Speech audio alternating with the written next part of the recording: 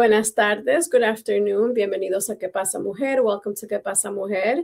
We're excited every Sunday that we meet because it is truly a privilege to be able to have this platform with Pot TV and to be able to have the conversations that we have here, completely transparent, authentic, and all of that good stuff. Maddie is not with us today, but don't worry, we still have a poem at the end of the show, and we have a very extremely special guest, and we're going to get right to it because, as you know, every time we have a guest, we always run out of time. So we're going to go ahead and bring Mike Torres. Our producer, Mark, is going to bring him on so we could go ahead and get started. Hi, Mike. Hey. Welcome. Thank you so much. We always appreciate your time because it is on a Sunday right before dinner time. So usually our guests are hungry. So as soon as we're done with the show, you know, the stomach is going all over the place. Right. But we do appreciate your time. And this is something that we have talked about having you on the show for a long time. And finally, you know, I do believe that everything does happen for a reason, and it's time when it's needed. And so I think this is the perfect time to have you on today. And so again, I'm extremely appreciative and extremely excited. There are some things that I know about you, but I know there's lots of things that I don't know. And as I told you before the show started, I don't usually read people's bios whenever we have a guest because I want them to learn about you as I learn. So that's kind of like the flow of the show. So thank you again. I love it. I love it. I'm always down for a go with the flow. And so, yes, I do believe timing seasons, and I think this is a great time. It's a good season to kind of get on and connect. I'm Mike Torres. So I'm a dual kind of community leader here in the city of Newport News. I am the volunteer and outreach coordinator for Latinos in Virginia Empowerment Center. It's a group that works with victims of domestic violence, sexual assault, and human trafficking within the Latino community. And we provide a numerous array of services just to help people kind of get ahead and get out of these situations. And then dually with that, I'm actually a senior pastor for Oasis de Vida Christian Church here in Newport News. And we have a location here in the heart of Newport News and also in the city of Chesapeake. So super excited, just trying to get out into the community, do the best we can to kind of bring hope and of course community to those people that are in need for a connection. So thank you, Viviana, for having me on. Yes, this is awesome.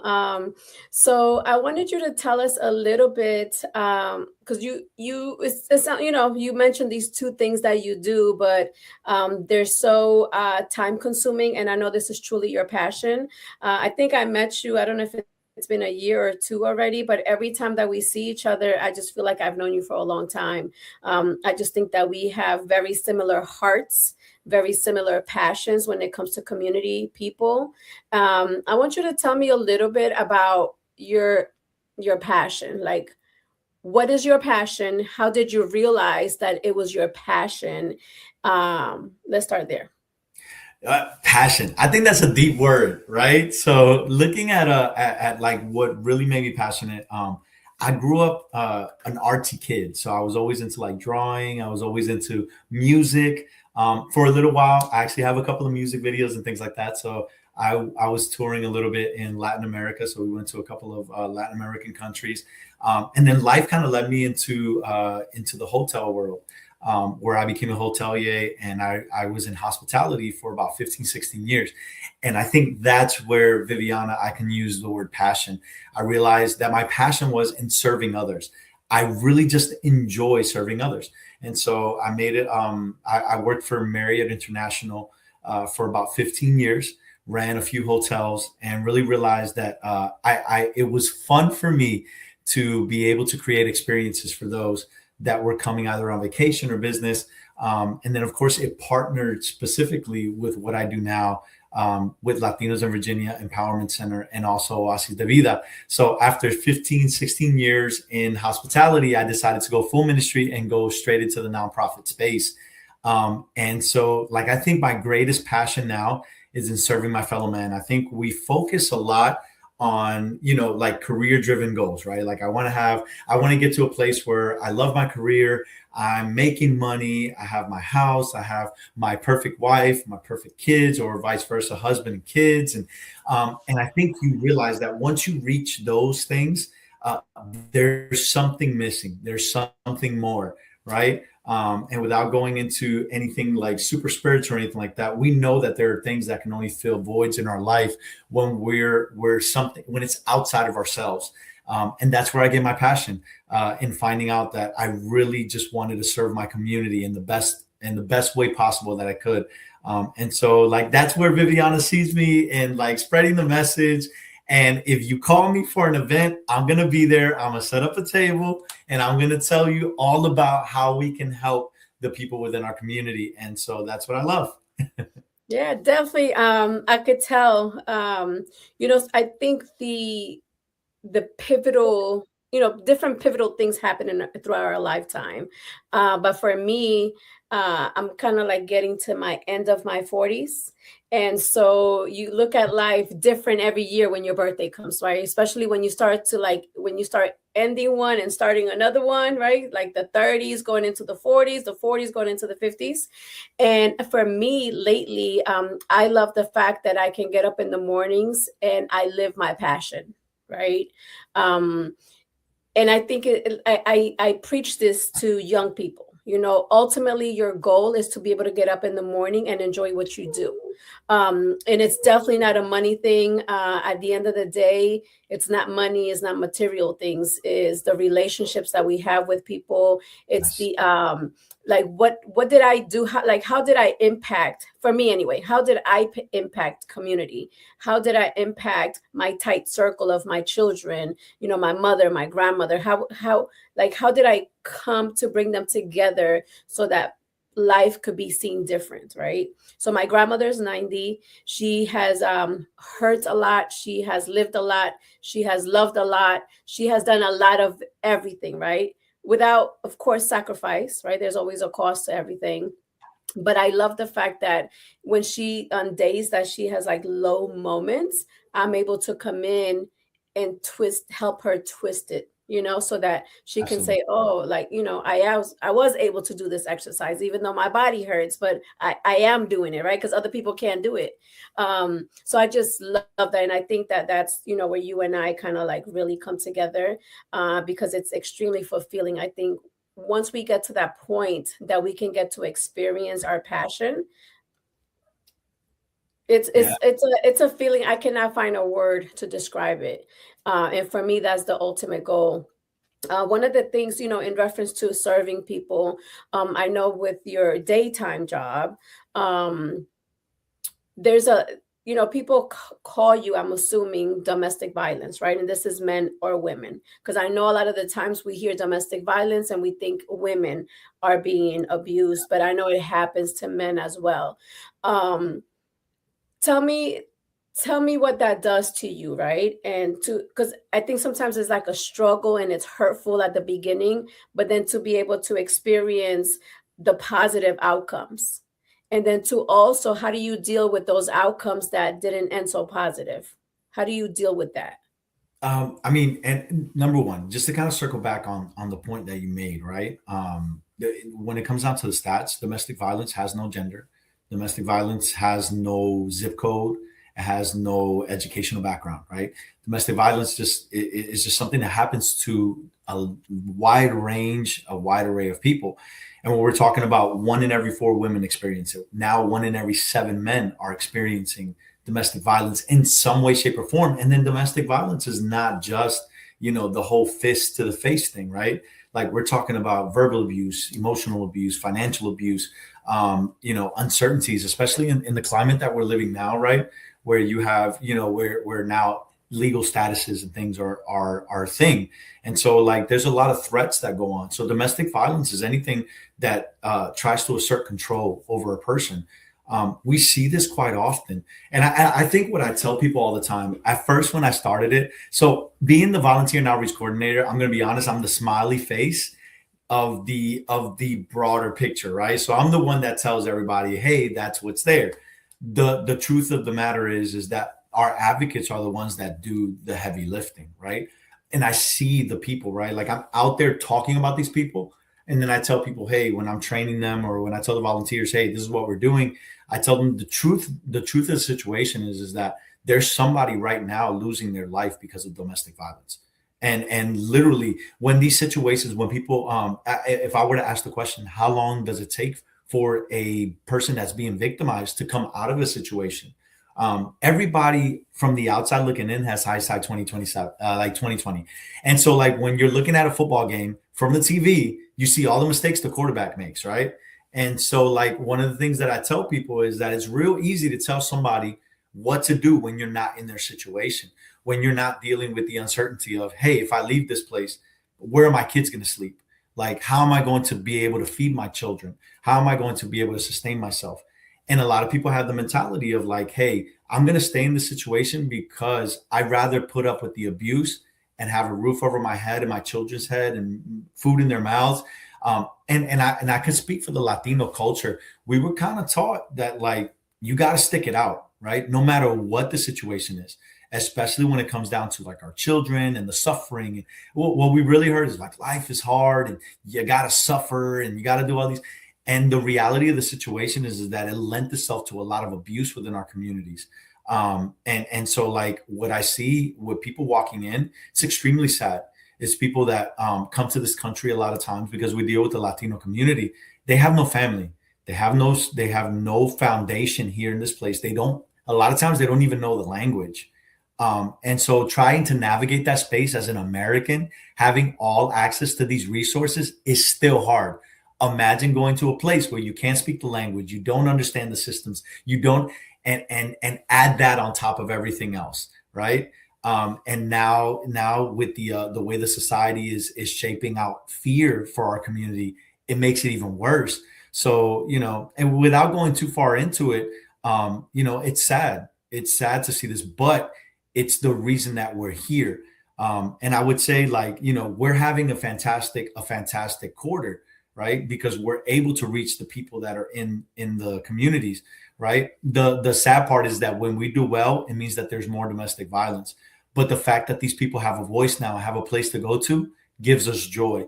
And I think just to kind of like close out this, I guess my thought in this is, I think when you do something that you're passionate about, they say if you do what you're passionate about, you'll never work a day in your life. And that's how I feel. So Viviana, I definitely understand where you're coming from on that. Oh yeah, that's definitely me every day. And I love the fact 'cause I'm an entrepreneur, so I love the fact that if I do feel like I've been doing too much, I could take off. Right. So that's definitely a perk. But yeah, I think it's I've studied the word fear a lot, right? Me personally throughout my lifetime, and I just think fear is like the big umbrella of so many things, right? And I just think that there's a lot of fear today because of immigration and everything that's happening in immigration. Recently, I've been working with a lot of families.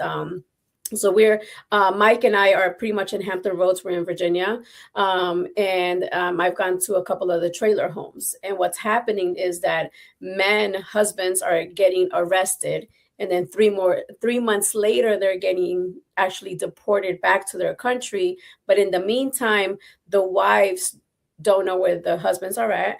And if they were to do, and then they're lacking because most of them are stay-home moms, right? So there's lack of food, medical assistance, legal assistance, and a lot of lack of education, right? So one of the ladies that I'm working with, we're working on educating people to have a plan in the event your spouse gets deported, right?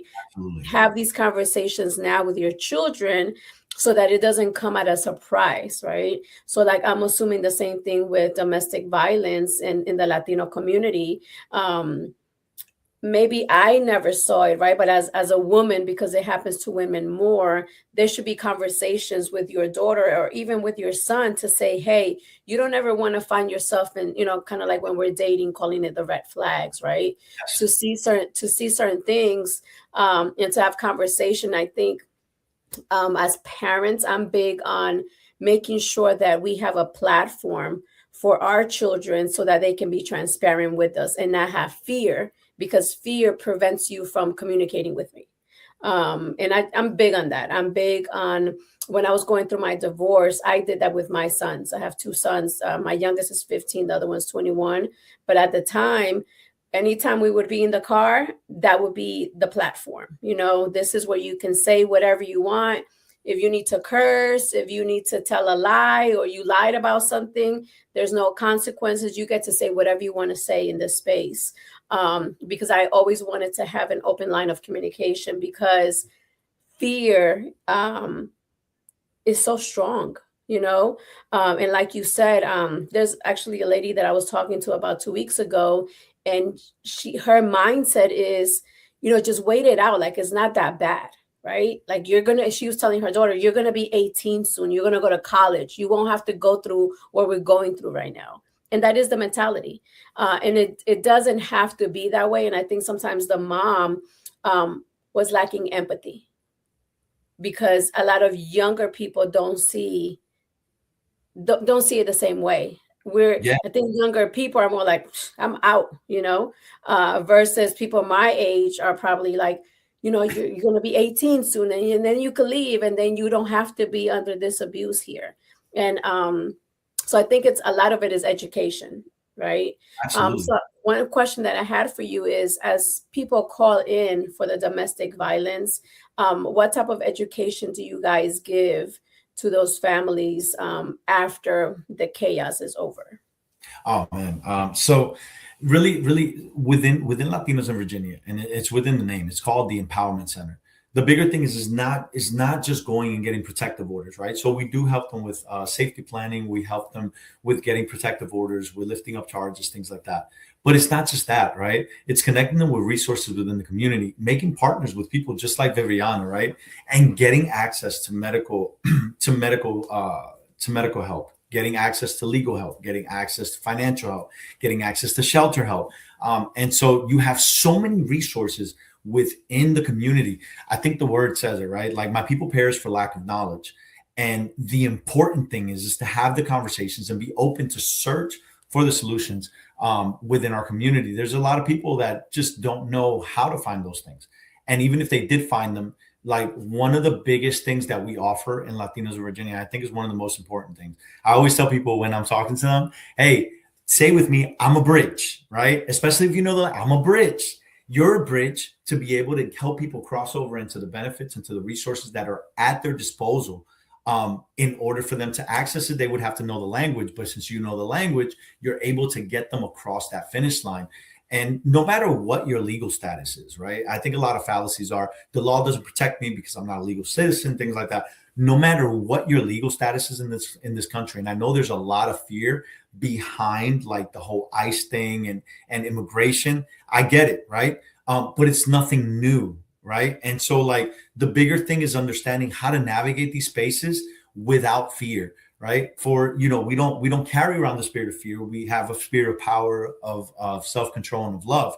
And I think the bigger thing is grabbing hold of our own lives, and understanding that we can get access to those resources. So if anybody's watching right now, si alguien está viendo esta programación y se cree que no tiene los mismos derechos que una persona que es un ciudadano americano, tú tienes los mismos derechos de tener protección, de vivir una vida que no está agobiada por violencia, por abuso, ni tampoco por maltrato, right? Las leyes están aquí todavía para protegerte. Obviamente tenemos que navegar un poquito diferente en estos tiempos, pero todavía la ley te protege y tú mereces vivir una vida sin violencia. I'm sorry, I had to go into our community real quick, but we all deserve to live in a place without violence, right?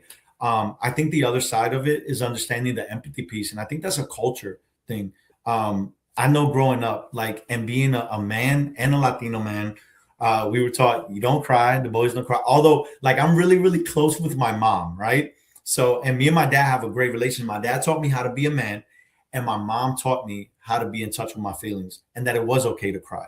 It was okay to feel things. It was okay to process my feelings. But I think that's not a thing in most households. And one of the things that I used to see is that, like, it previous, right? Like, I'm talking about my family. I'm going to talk about my grandmother, and, they went through abuse. They went through these situations, and it was just a Monday, right? like going through getting hit, going through getting abused, going through getting cheated on, going through, it was just a Monday. It's just something that it was normal, right? But we know now it's not normal. There are so many things that were normalized within our communities that now we realize caused a lot of foundational scarring and hurting that we have to work through. And then to Viviana's point, if you don't have the conversation with your kids, guess what? Social media is going to have it. Their friends at school are going to have it, right? Somebody else that's not you, that doesn't love them, that doesn't care for them, that doesn't want the best for them, is going to have the conversations with them. So having that open communication line and talking about those hard topics is the key, right? Information. I'm going to say it again. Information. My people perish for lack of knowledge. And so it's our time in a day and age where knowledge is accessible everywhere. There's no excuse. Let's get it. Let's get the knowledge out there. Yeah. Es verdad, nosotros siempre decimos aquí en este show la importancia de educación. Tenemos Google, tenemos YouTube, tenemos TikTok. TikTok, yo sé que tiene muchas cosas de entretenimiento, pero también hay mucha información si la buscas, si la buscas está ahí. Yo me acuerdo cuando yo empecé a conocer latinos en Virginia, I Googled it. Right. Alguien me llamó que necesitaba ayuda. So I Googled, hey, what can we do? And then you guys popped up. I know Latinos in Virginia started in Richmond, correct? In Richmond, Virginia.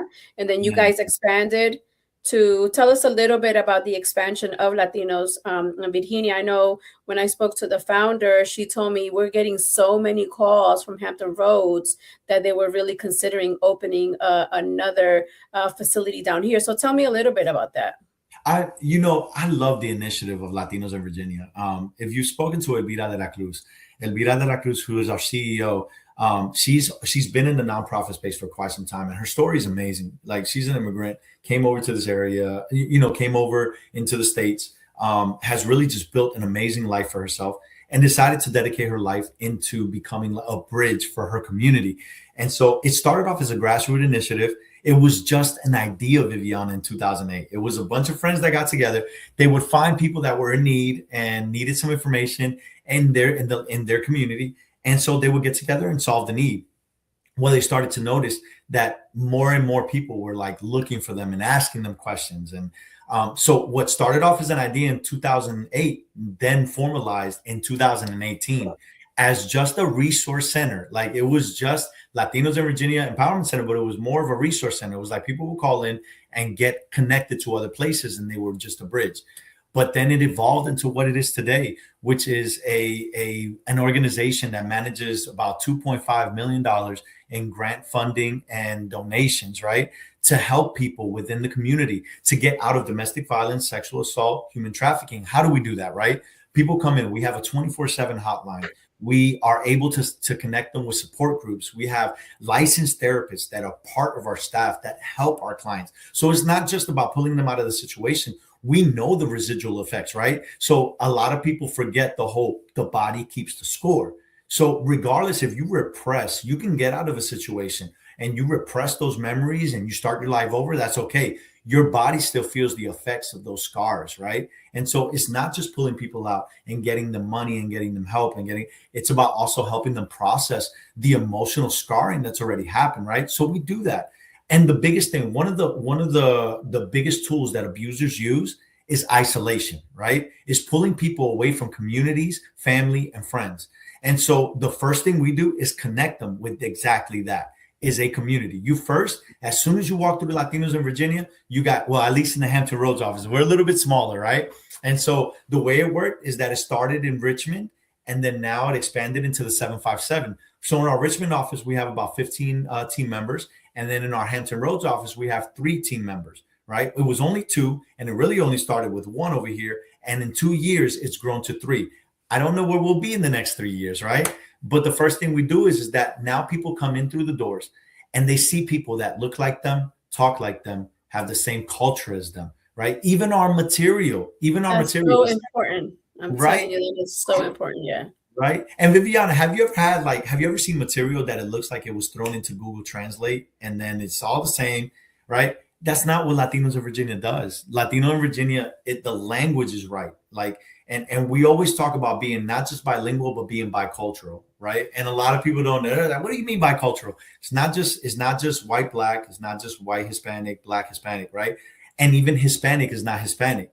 Understanding the differences between the Hispanic cultures. A Dominican is not the same as a Puerto Rican. A Puerto Rican is not the same as a Mexican. A Mexican not the same as Salvadorian. And Salvadorian is not the same as Guatemalan. I just realized, right? So I work with a lot of Guatemalans within my community. And I just realized they have like 33 dialects in Guatemala, right? In Mhm. one country, there's like 33 different dialects. So understanding that it's not just knowing their language, but understanding that there are cultural differences. And so I remember growing up in high school. Nothing against Mexicans, right? But it was just like the whole thing. It was like everybody who was Latino was Mexican, and I was like, I'm not Mexican, I'm Puerto Rican, right? And so like that same concept is understanding, right? Like Puerto Ricans like their arroz con habichuela, con plátano maduro. Nosotros comemos alcapurria y pastelillo, right? Mexicans, they have their tacos, they eat their food, right? They have their pozole, which I love. But then I love Salvadorians because I love pupusas. And then I love Hondurans because I love eating baleadas, right? Everybody has their I would say their comfort places. And so that's what Latinos in Virginia offers. It's not just a place where you can get help. It's a place where you can find community, and you can find one of the like not surveys, one of the testimonials that came back. And I love it. I love reading it. I love using it in my presentations. And it's I found a little piece of home here in the States. That's big, right? That's big. And so that's where we pride ourselves. We pride ourselves in not only pulling people out of bad situations, but connecting them to a family that they can say, hey, I got a little piece of home here in the States. And that's Latinos in Virginia Empowerment Center in a nutshell. Oh, wow, that's exciting. And I think that that's what gives it longevity. Absolutely. It's not just a band-aid, we do that when people call because I do a lot of stuff in the community with Latinos, but you can't just call because you're hungry. Okay, like I get it, right? And I'm gonna give you food, but like how did we get here? Like what's really happening, right? Like let's talk about like who else is in the household, like what's going on, so you can kind of get to the roots so that we can get out of the space and really flourish and really do life as you wish to do life. Yes. And I think that's big, and I think that's awesome, right? Because non-Latinos that do not know our culture um, are like, oh, you're Mexican. Like the other day, I think like 2 days ago, I was talking to someone and they were like, oh, you're Puerto Rican. I'm like, no, I'm Colombian. And I don't get insulted. Um, Paisa, paisa. because I love all cultures, right? So I don't get insulted, but I know some people do get insulted by comments like that. So I always make sure that I educate people. But I love the fact that because us Latinos, we know the differences between Mexicans and Dominicans and Colombians, and even within Mexicans, there's different regions within Mexico that they eat tacos different ways, right? So, like Yes. I'm Colombian, so we have empanadas or arepas, and so the way that they make arepas in Colombia is not the way that I make them here, or stuff like that. Or people from the coast and people from Bogota, just the dialect is different, right? And so I love the fact that you say that because everybody's different. Sometimes people come to me because they want to learn Spanish, and the way that I explain it is because they talk about like Colombian Spanish versus Puerto Rican Spanish, and I said it's the same thing as hearing somebody speak English from New York versus Alabama. It's the same thing. Absolutely. It is the same Absolutely. thing. We're the same people, and instead of saying soda, you're going to say soda pop, or whatever the different words that are used to describe things. So I love that, and I just wish that uh, I'm engulfed a lot in the academic world, but I just wish that teachers, because teachers make such impact on children, and I just wish that the school systems would give education on multicultural, right? The stuff that you were talking about, because I know I read a book. It was an article that I was reading, and the teacher felt insulted by the kid. Like she felt like the kid was being disrespectful because he never made eye contact with him with a teacher, but it was within his culture that if he made eye contact with adults, it was disrespectful. So again, it's knowledge of culture, right? Um, and I know our producer Mark is doing the Sisters Inspire Sisters to Advance registration, and this is something older, but I do want to say that Barbara Smith, because it's at barbarasmith.com. She's actually the one that introduced me to Mark, and this is why Que Pasa Mujer exists. So I know Mark is doing this probably in error, but because of her, we're live today because I met her and she introduced me to Mark. But anyway, so yeah, so I love that. I love that concept because it's extremely unique and it really taps into the opposite of division. It really brings unity, and I think that that's how we can get longevity in programs. So I think that's great. I did want to ask you, so with Latinos, because I know when you and I first met, you were young into the organization, but then you were also in your church. And I am assuming, right, that everything that you have learned, because I remember at the beginning, you were learning so much from the organization. And I think you were like so high in like just the content that you were getting. And how have you been able to be that bridge for the people at your church? Because I'm sure you've seen it multiple times. No, absolutely. So I think speaking from like a pastoral ministerial perspective, I think a lot of times we think we know how to reach our community, right? And so we open up the doors of our churches Sundays and Tuesdays, and people do come with needs, and people do come with, and we're able to fulfill needs here and there. We're not a huge organization, we're not super small, but we're also not big, right? So we're very limited in the resources that we can actually expend to be able to help people. And so you open the doors of your church and then you close them. And those are your operating hours. But the need is still there, right? And I actually was I think I made this comment to you, Viviana. You were one of the people I said, I think I've done more good in 1 year in Latinos in Virginia than I did in the 6 years that I've been I in remember ministry. that. Yep. You know, and it is because I ventured outside of the four walls, right? We hear about the need. It's a whole nother thing when you're actually operating in the places and spaces of need. So I'm very, very thankful to Latinos in Virginia because yes, you are right. Like when I first started, just even learning, like the training itself, I called my supervisor at the time and I was like, hey, I didn't know I was training to be a lawyer, right? And so like learning about VAWA, learning about the Women's Act, Women's Rights Act, learning about like so many things. And I know we hear Women's Rights Act, that encompasses so many of the things that we enjoy today were pathways that were treaded by people that came before us, people that paved ways before us, like groups of people that paved way before us. And so we honor those spaces, especially like we're kind of getting we're close to Martin Luther King Day, right? And those are things, civil rights movements and things like that. These are things that paved the way to see what we're seeing today. It's not perfect, but man, I'm sure if you were to grab somebody from that time period, a woman or a Latino or a person, I remember my grandfather telling me, like, there's always been like, racism always exists, right? And separations exist. But then my grandfather was like, it was a little tough for me when I first got into the U.S. Army because we weren't accepted with the white community. We weren't accepted with the Black community. It was like everybody was kind of like everybody fend for yourself. And so like that's a unique experience from a cultural perspective.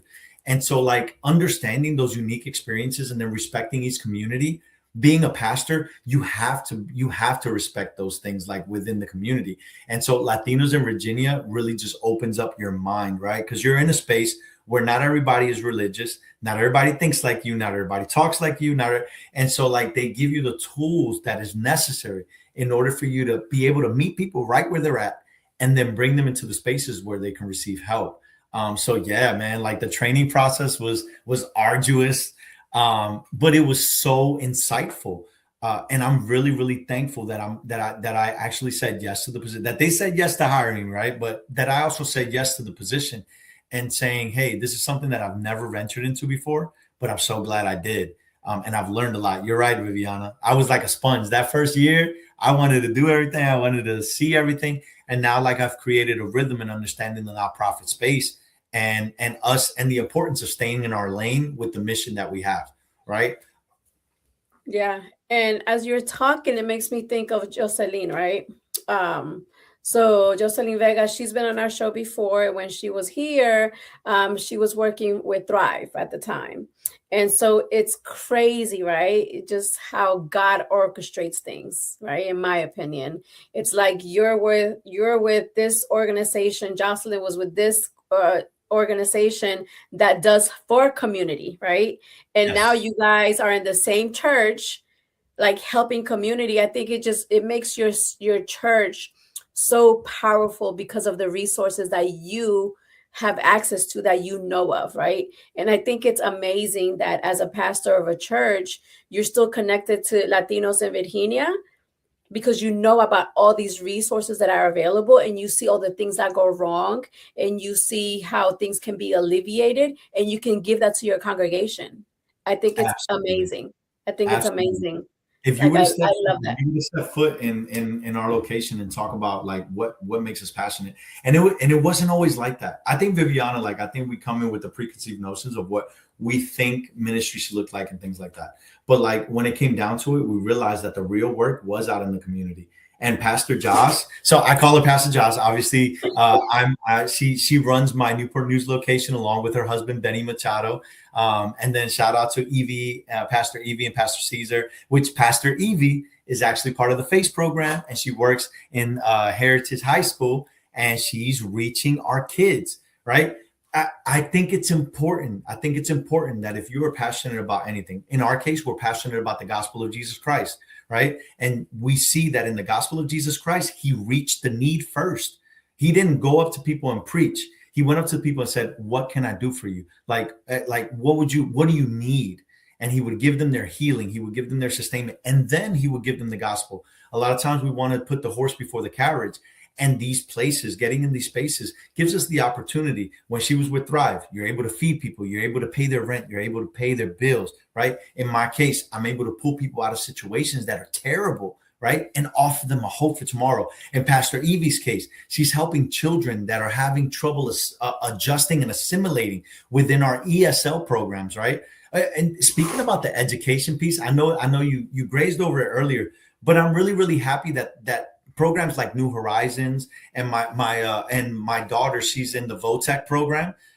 Super smart. My daughter's academically, she's not challenged, but she loves to do hair and cosmetology and something she's passionate about. And I'm really glad that our educational system, I think they could do better, right? But I also am very happy that they're making strides in trying to meet kids where they're at, in trying to focus on what they're strong at. And not every child learns the same, not every child reacts the same, not every so like in those spaces, like I'm really glad that they're creating these programs for our children to be able to be educated in the ways that make them the most successful in what they're passionate and good at. But yeah, man, like reaching the community from the perspective of like understanding how to get connected within the community, it does make your community stronger. It's made our church way stronger, and it's made our church, I think the best word that I can use is made our church more aware. We are sometimes so enclosed in our box that we only have one perspective, and we speak from one perspective, and we speak from a place of like, like never really having suffered in these areas. And so it makes us aware of what really is happening in our community.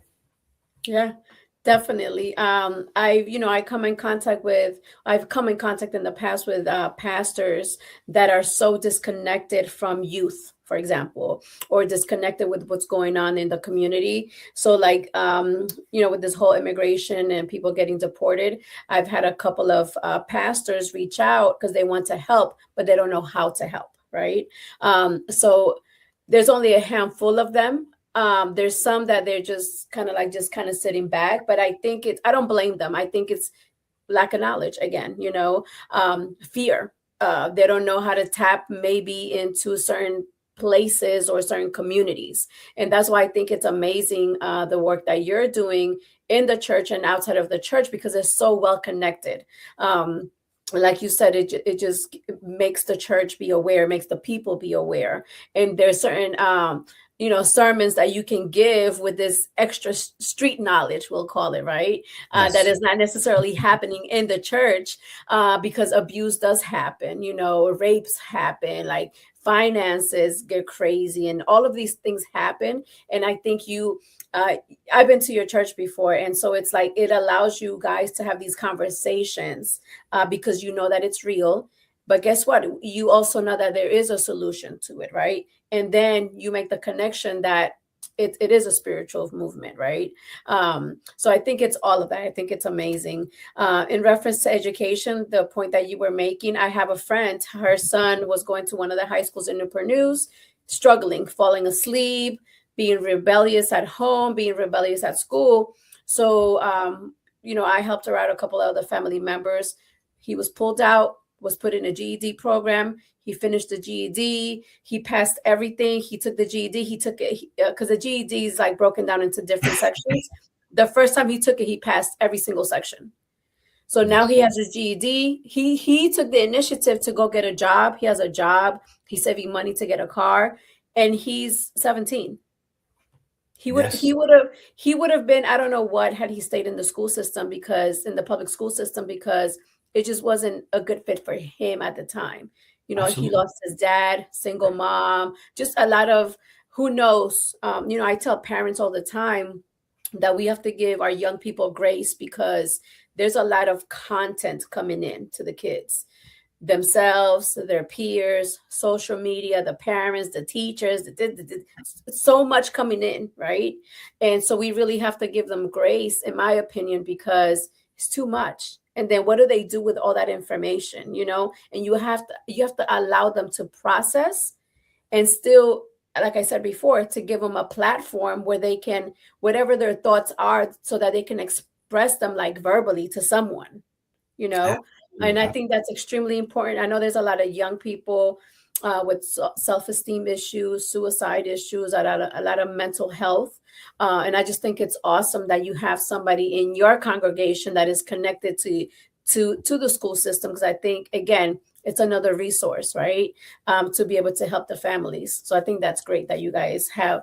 And that's just, three people you have mentioned within your staff. I'm sure there's others that add to the substance of your church. So I think I congratulate you that everything is just kind of lined up that way for you. It's great. Absolutely, absolutely.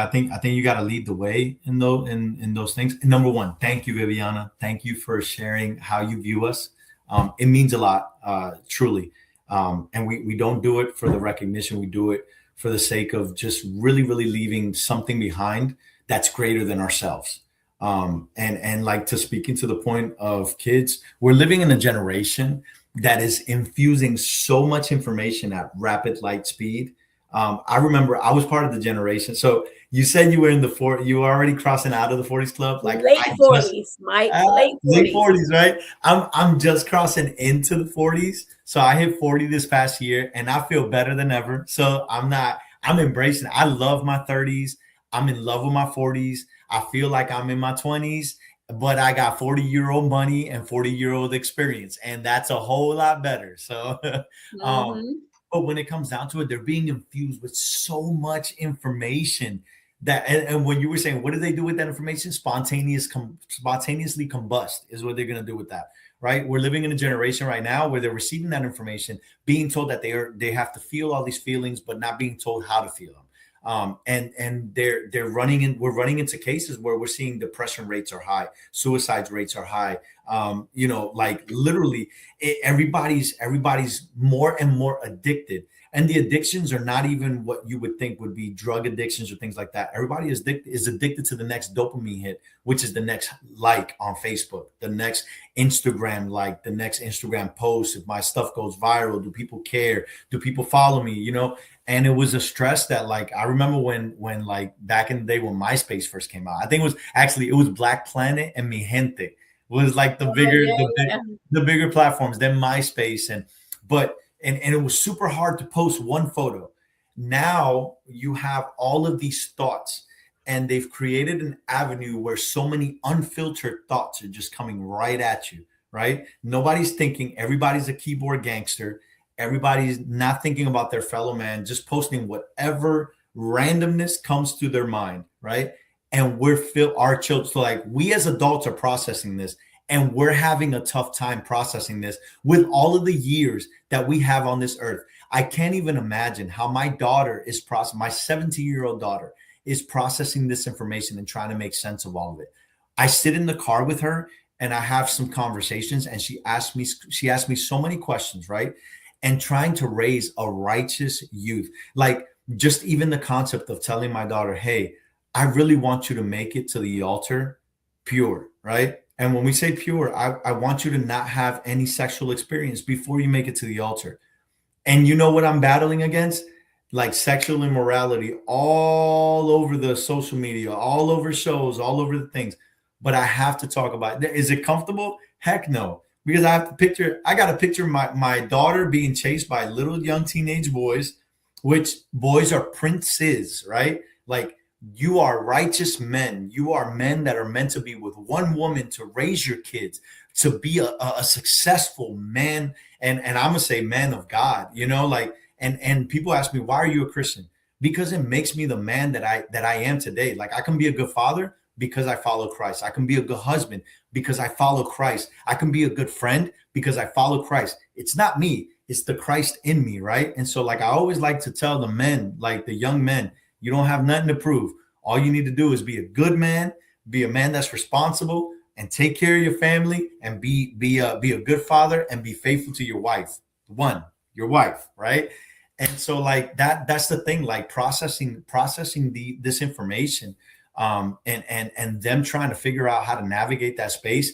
It's now, and it's progressively getting more open and more worse. And the reins are nobody's pulling the reins like at all.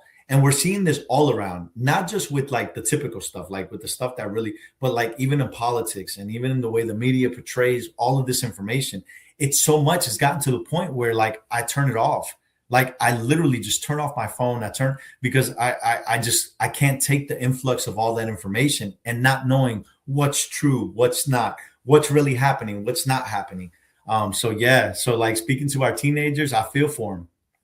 Oh yeah, it's essential. I'm very raw with my kids. So they're uncomfortable when we're having the conversations. I'm not, you know.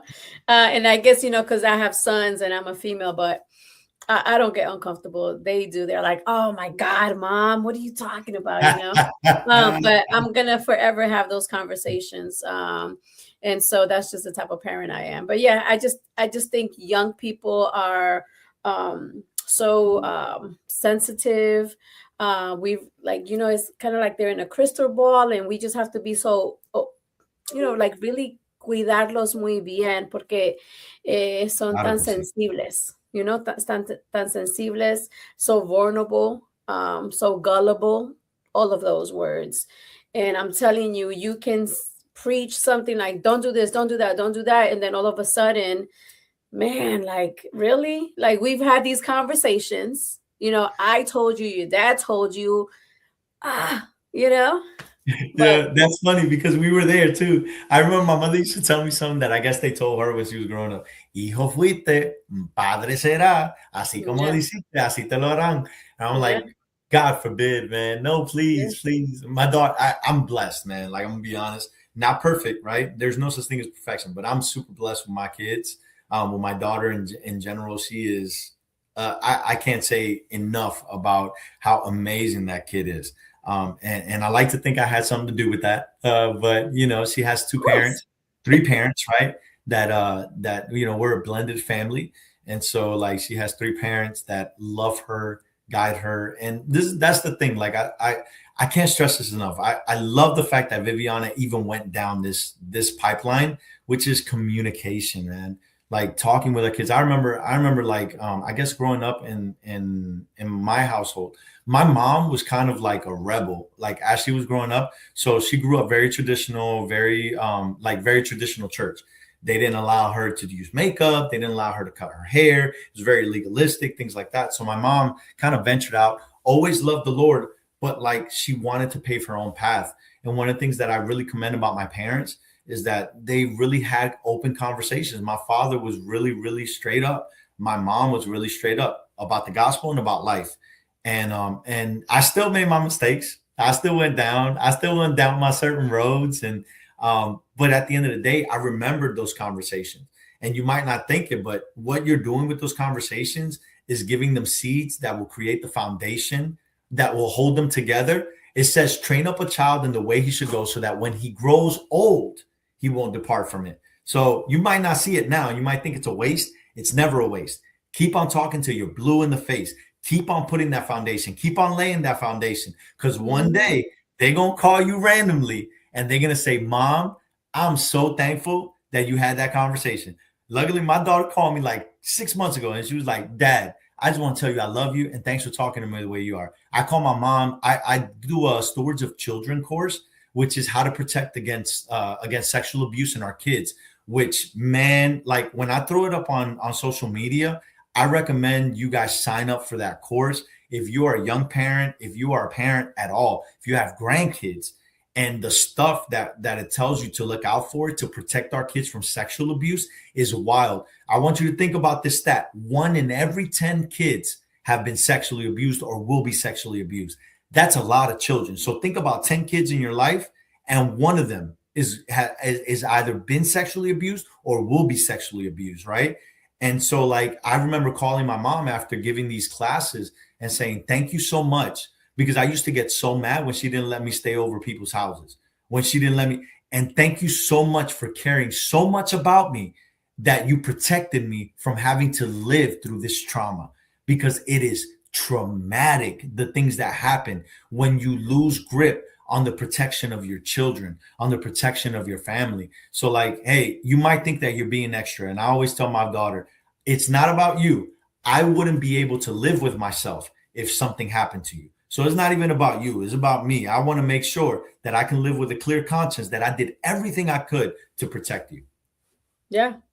That's big. And I know the abuse happens. I know several people that have been abused when they were younger, and it is a lifetime scar. You heal from it a little bit and you overcome, but then somehow it comes back again. Just kind of different situations throughout your lifetime where you have those memories and you get triggered at times.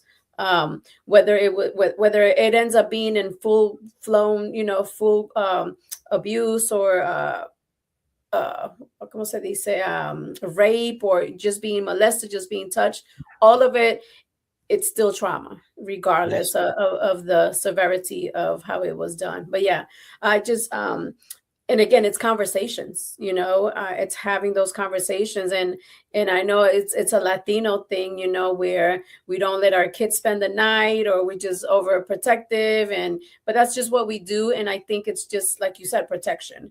And full transparency, right? So with my 21-year-old, he got me upset. When was it? Friday. So I was talking to him on the phone, and I was like, you're being, I do this for you, and like I ask you to do one thing, you don't do the one thing. And I started crying, because I cry usually out of frustration. And then so he called me today, right? Like I was leaving church, he called me. He was like, "Are we good?" And I was like, "Of course we're good." But, I had to explain to him, like, you have to understand that I'm an only child. I grew up without my dad. So I explained to him, like, in a softer way, to say, like, I need you to be there for me sometimes. You know, Yeah. my mother's here, my grandmother's here. And if I ask you to do this one thing, like, I know you're busy Monday through Thursday, but hey, give me some time on Friday, Saturday, or Sunday. I'm not asking for every day. But again, it's because I believe my heart is in the right place, his heart is in the right place, and there is going to be conflict at times. But I don't ever want to become so hard, if that makes sense, right? And I don't think that I will, because I told him today, I said, you have great parents, you have good parents. I said, everybody has a mother and everybody has a father, but not everybody is a good mother or a good father. But you have a good mother and a good father, so like you need to acknowledge that, right? And not take it for granted. So we had that conversation today, and he was like, I'm gonna do better. You never So know the struggle. You don't know the struggle you've never been through, right? And so yeah, and that's like, yeah. which, by the way, shout out. I love your mom and I love your grandma. If you've never met Viviana's mom and grandma, they are fabulous. And her grandma is like, I think your grandma is pushing like late 80s, early 90s. My grandmother turned 90 in November. And she doesn't look a day over 65. So Viviana, we already know your family is a Yeah, family of vampires. You yeah, guys great don't. genes. Yeah. That's me in the future, Mike. Yeah, yeah, Yeah. man, it's amazing. But yes, yeah, 100%. I think our kid, they don't mean it. Like that's the bigger thing. I chalk it up to like, I have my moment with my daughter where we didn't see eye to eye. She's growing up. She's thinking, hey, I know everything, right? And I know I don't even have to tell you about that. It's just one of those things where like they don't know the struggle of not having parents that don't care. They don't know the struggle of like, not having parents that aren't there, that aren't there for them. And so, Mhm. but again, one day we're gonna get that. Just like you, Yeah. you ended up getting it like a couple days later. Yeah, it was quick because it happened Friday, and then I got the Yeah, phone call today. And but absolutely. I like the fact that I can express that my feelings were hurt, and I'm not changing that. Like they were hurt. Right. And it's okay, right? Because maybe I've hurt his feelings in the past, but I think it's the communication piece to be. And he didn't text me; he called. So I'm appreciative, and I feel grateful that he called and not text, because that's Absolutely. also different for a 21-year-old, right? So I just think it's the communication and just making sure that your heart is in the right place as we parent kids. And sometimes we parent children that are not our biological children, to make sure that, your heart is in the right place, Mike, as you deal with these people that call with different situations. And I think the hardest part for me at times is wanting to help someone, but I'm not going to put myself in a situation because you need help. That's why at the beginning of the show, we've been trying to get you on the show for a while, but I just think that this is the right time. And I think Yeah, when we try to rush things, just things don't work out properly as they need to.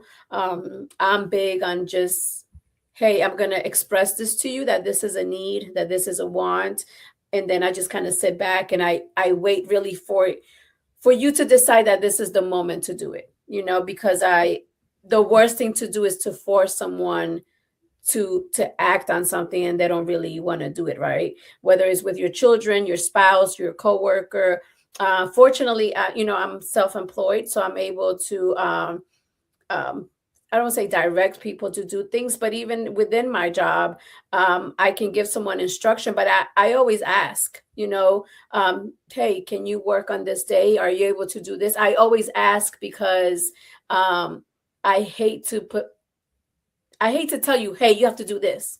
Except when my kids were little, I did do that yeah, when they were little. But yeah, just overall, I don't like to impose people on, making them feel like they're forced to do certain things. And I think that's part of making sure that my heart is in the right place, and that people around me, that their heart is in the right place. 100% of the time, probably not, but the more I'm in that realm, the better I am, the healthier I am. Just overall, my mental and my physical is better if I'm in a place like that. absolutely, absolutely. That Thank you for sharing that. Number one, and kudos to you, man. Like big ups. Uh, Entrepreneurship, definitely not easy, but it's definitely one of the things that is recommended. And then making different avenue and revenue streams in this season. There's so many things for us to do, and not putting our lot of eggs into one basket. I Mhm. think something that I would hate to end this call without kind of pointing out is when it comes down to us, looking for help. Like, don't be too afraid to ask for help. Like, there's so many people within the community that really, really want to assist and really want to just kind of be there for the community. And so there are resources out there. There are places for you to go, whether you need, mental health assistance, emotional assistance, financial assistance, medical assistance. And so, like, I would like to shout out Latinos in Virginia one more time, and let people know, like Latinos en Virginia está aquí. Si necesitan ayuda, si están en una situación de violencia doméstica, de abuso sexual, si necesitan, y no estamos hablando de personas que lo han pasado ahora, sino en el pasado y cargan con esas cicatrices y necesitan sanar. Yo lo que le digo a la gente, nunca es muy tarde para poder sanar, y nosotros tenemos un grupo de apoyo para la persona que lo está pasando ahora y para la persona que necesita ayuda en salir o en procesar lo que le haya pasado en el pasado. So latinosenvirginia.org es en nuestro website. Pueden llamar la línea 24/7. Siempre va a haber alguien para contestarle. Nuestra oficina está en la 3808 Poplar Hill Road, en la ciudad de Chesapeake, Virginia. Y estamos abiertos de 8:45 de la mañana hasta las 9 o hasta las 5 de la tarde, lunes a viernes. Y luego nos ven en todos los eventos de las ciudades, de las 7 ciudades, y cubrimos las 7 ciudades. So, no importa en cuál ciudad tú vivas, nosotros estamos aquí para ayudarte.